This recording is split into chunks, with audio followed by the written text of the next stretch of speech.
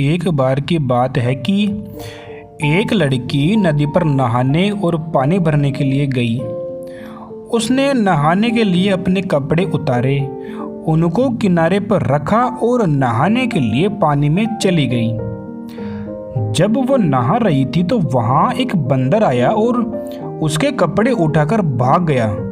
लड़की ने बंदर का पीछा किया और चिल्लाकर बोली, ओ बंदर, रुक जाओ, मेरे कपड़े वापस करो। बंदर बोला, अगर तुम मुझसे शादी करोगी तभी मैं तुम्हारे कपड़े वापस करूंगा। लड़की ये सुनकर हैरान हो गई। वो बोली, ये तुम क्या कह रहे हो? मैं तुमसे शादी कैसे कर सकती हूँ? मैं एक लड़की हूँ और तुम एक बंदर हो। बंदर बोला, ठीक है, मत करो शादी मुझसे, मैं भी तुम्हारे कपड़े नहीं दूंगा। लड़की बेचारी ये सुनकर बहुत ही ज्यादा परेशान हुई, पर अब वो कुछ कर भी नहीं सकती थी।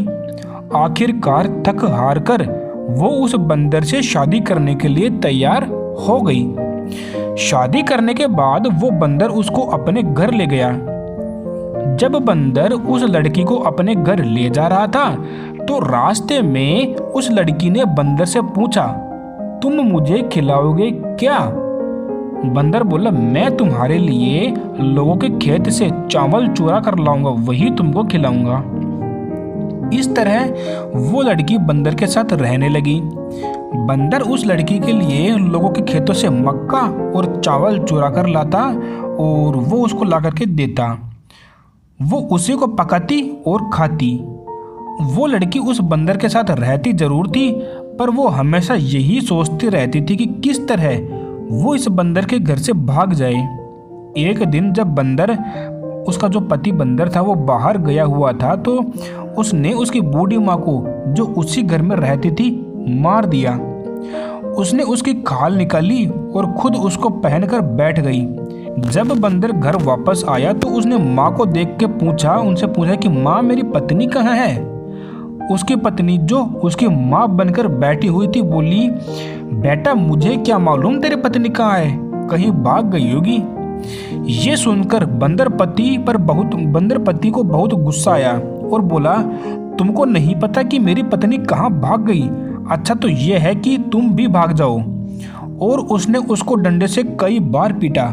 लड़की ये सुनकर बहुत खुश हुई और बोली, ठीक है, यदि तुम मुझे इस घर में नहीं देखना चाहते तो मैं अभी इस घर से चली जाती हूँ। और ये कहकर वो लड़की जितनी तेज भाग सकती थी वहां से भाग गई।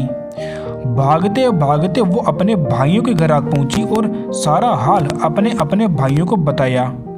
ये सब सुनकर उनके भाई को बहुत गुस्सा आया और बहन के बंदर पति को अपनी बंदूक की गोली से मारने के लिए चल दिए। पर वो बंदर पति उनको कहीं नहीं मिला, सो वे उसको मारे बिना ही वापस लौट आए। कुछ दिनों के बाद उस लड़की के बच्चा हुआ। अब था तो वो बंदर का बच्चा ही, इसलिए वो बंदर जैसा ही था। लड़की के भाइयों को अपनी बहन का ये बंदर बच्चा फूटी आंख नहीं भाता था। वो उसको मारना चाहते थे, मगर लड़की का तो वो अपना बच्चा था, इसलिए वो उसको नहीं मारने देनी थी। धीरे धीरे वो बंदर बच्चा बड़ा हो गया।